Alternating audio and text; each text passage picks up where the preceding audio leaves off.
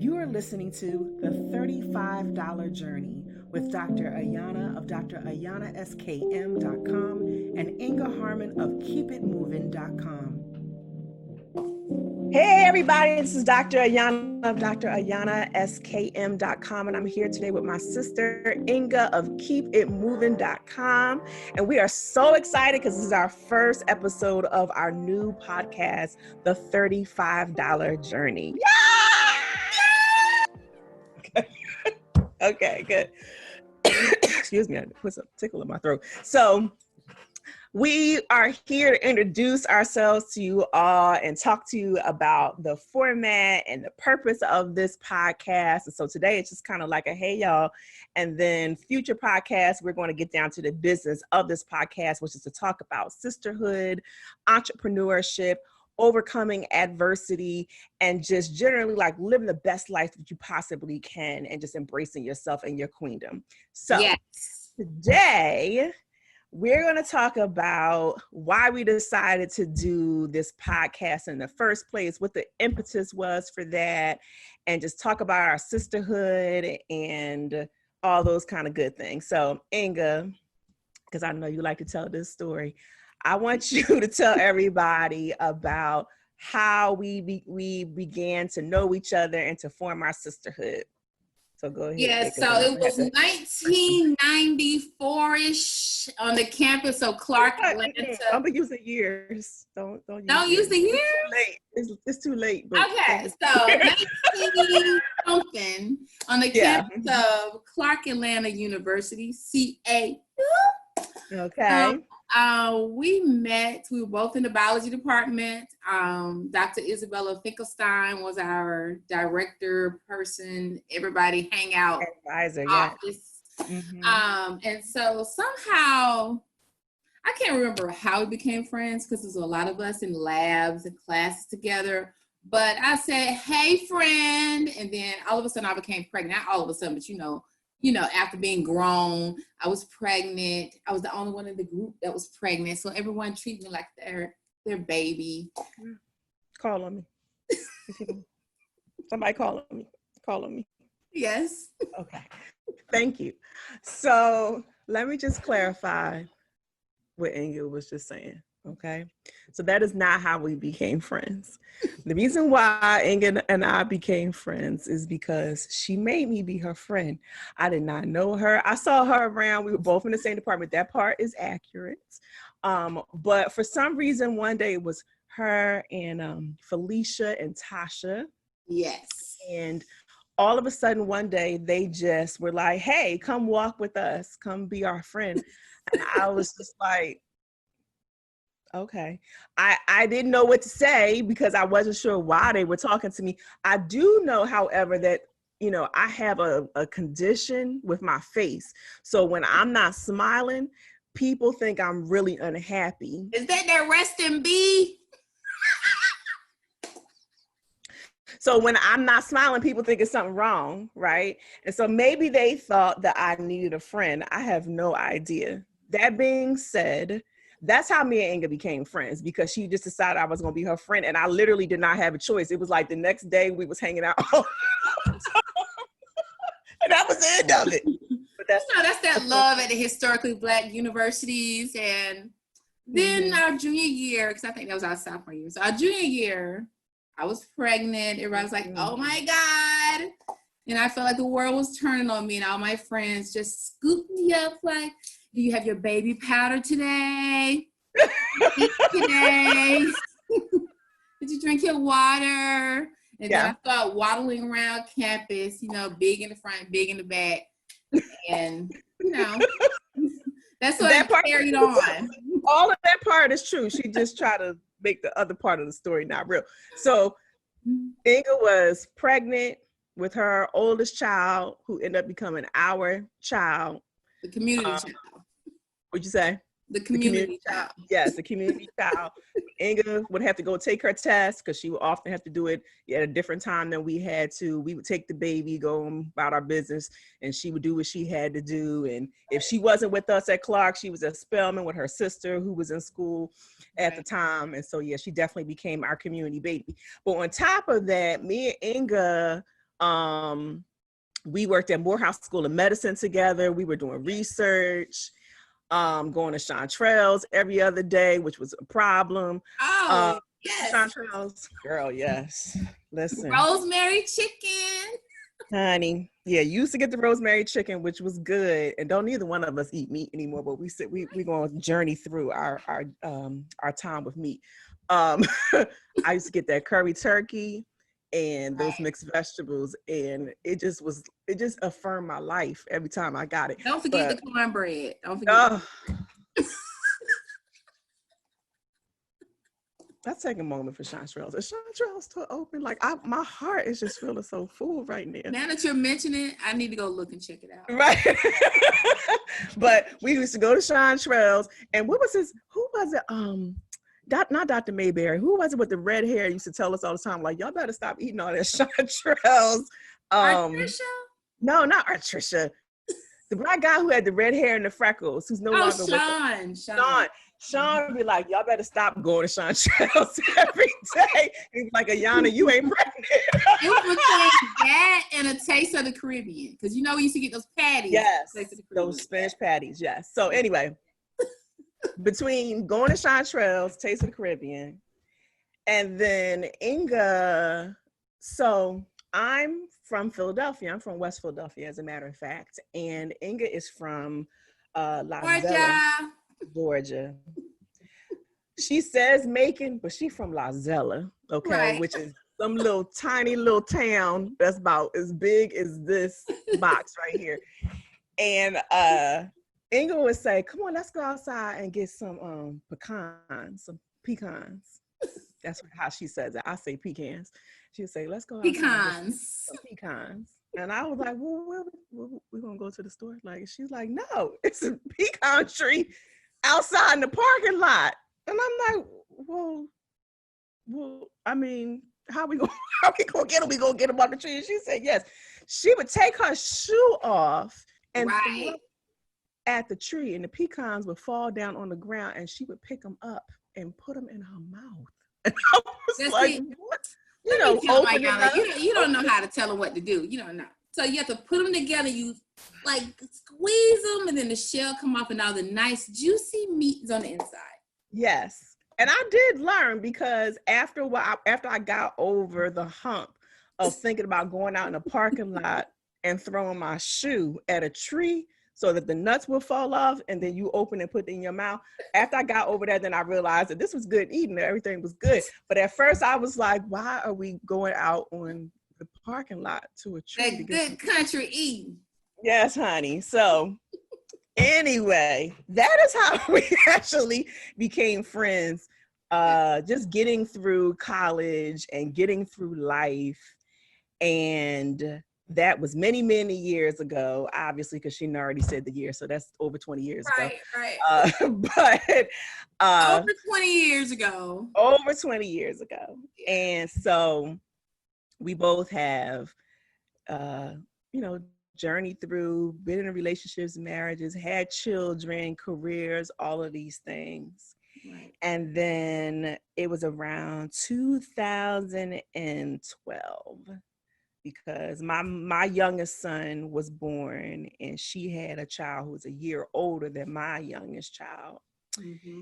And we were both just going through it, trying to just pull it together, because this is like sort of like in the midpoint of the housing crisis, right? Yes. Where the real estate industry kind of like flipped over and was belly up. Yes. And Inga is primarily an entrepreneur in the real estate industry, right? So talk a little bit about what you do. So prior to the downturn in the market, I worked with a lot of investors, and the market went, Atlanta was hot. It's like, all the investors coming to town from Cali, Philly, New York, everywhere. Then all of a sudden the whole market crashed.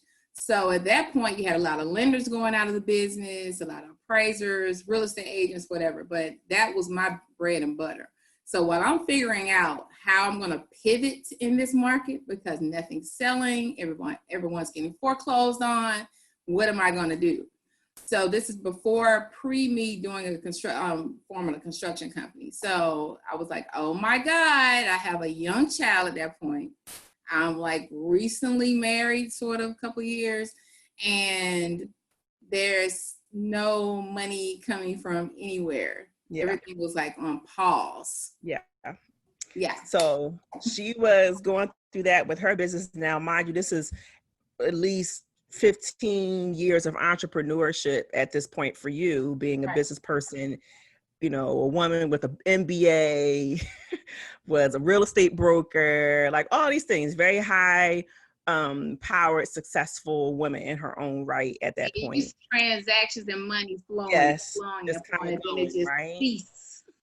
And then I was actually in the midst of my second career because I decided that I was going to go back to medical school. And so at this point I was doing my residency, and I lived in Pennsylvania, and my residency was at the Johns Hopkins University Hospital in Baltimore. And for a number of reasons, which we ain't about to get into today or probably ever, I found myself having to drive back and forth to Baltimore in order to complete my residency. And many days I would talk her to work. Yes, this is true. So babies, spouse, here in Pennsylvania, going to Baltimore every day. My youngest child was still a breastfeeding baby, was a new baby. He was as Inga say, he is a fresh baby. He was fresh. Still wet. Yeah, he was still wet. And we were broke too. We were broke. And at the time, my husband was underemployed or unemployed, going through his own journey in life. And me and Inga, being the women that we were always just trying to make everything keep happening, keep going, keep moving, trying to create solutions, solve problems, or what have you.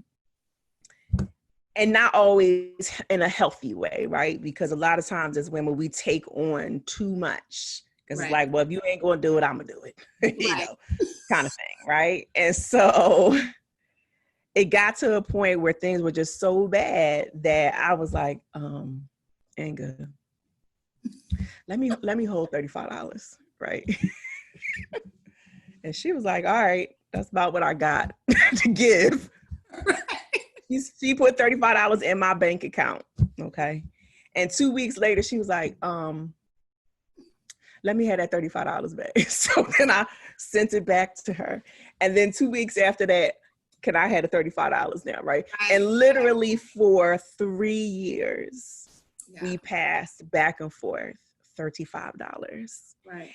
And I know it sounds crazy that $35 ended up being like this lifeline for us, but it literally was, because sometimes it was as vital as I need that $35 so I can go buy a little bit of groceries to feed my family, or I need that $35 to put that money in my tank so I can get to Baltimore, or pay my tolls so I can get to Baltimore every day.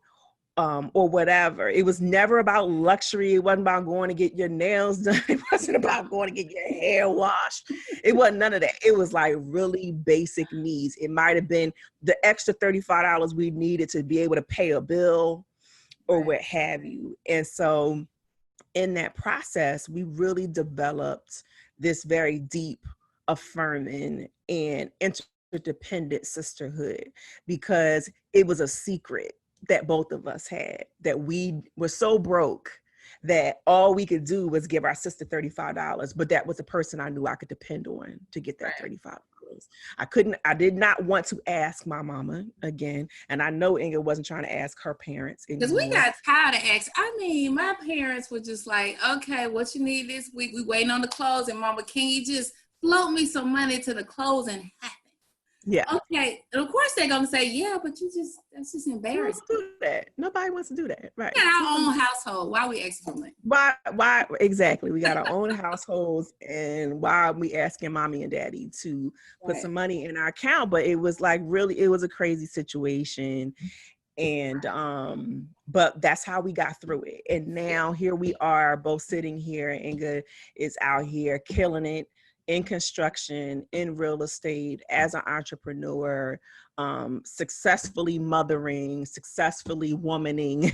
Right. And I'm here in my medical career and successfully doing what I know that God called me to do now as an entrepreneur as well, successfully partnering and mothering and all the things that I'm doing in my life and all the things that Inga's doing in her life. And so we really wanted to use this opportunity to talk about what that looks like when you come on the other side of this kind of journey, right? And what it looks like when you learn the humility of interdependence and sisterhood, understanding like real sisterhood, not like that surface sisterhood, right? Where everything's okay. Then, you know, everything's hunky-dory and we love each other and all of that.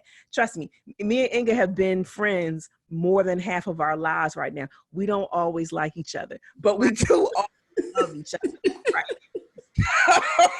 and it ebbs and it flows. But at the end of the day, I know this is a person who I can depend on, and she knows that she can depend on me. And that's what we learned in this situation, is that dependence. And so now we want to take this and apply it to actually creating the greatness that we know is out there and waiting for us, and abundance, and extending that to other people, because we want everybody to know that abundance is available to you, right? Exactly. Because it might just not, you might say, why $35? It might be a conversation. It might be that person paying for a flight to come support you, and you see those eyeballs that look familiar to you in the audience. It could be anything. But like you said, be humble enough to accept, to call, to ask for that help. So what else did we want to talk about while he was on here? Because let me tell you, Inga wanted to talk about she wanted to do a whole bunch of other podcasts. And I was like, I ain't talking about that. Talk about work-life balance and how sometimes you need sex. You need to just be free in your womanly things. We're going to touch on that, audience. We're going to touch on that. We're going to touch on those topics in some shape, form, or fashion, but we're going to keep it clean. Yeah, we're going to keep it PG, but we're going to talk about real woman stuff. So it might be PG-13.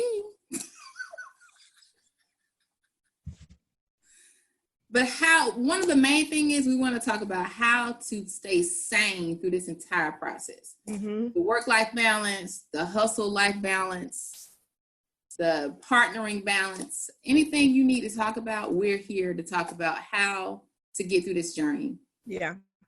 And we're going to have guests who are going to come, and they're going to share their wisdom with us and how they were able to create success for themselves. And, because this is a learning process for us too. And to be able to reflect. And we do not have all the answers, nor do we pretend to, but certainly reaching out to other people that we know in our community, in our networks, who can provide some wisdom to us and to you. So that's essentially what the $35 journey is about. And we are just really excited and hyped and looking forward to how this is going to help us to continue to grow, and how it's going to help you to continue to grow. If you have any suggestions, questions, or what have you, certainly you can post them below.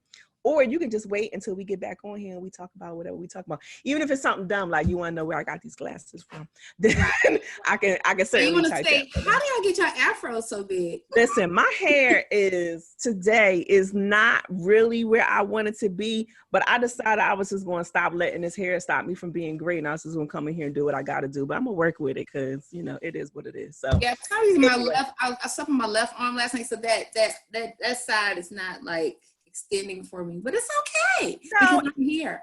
Yeah, it's got like a little structural thing.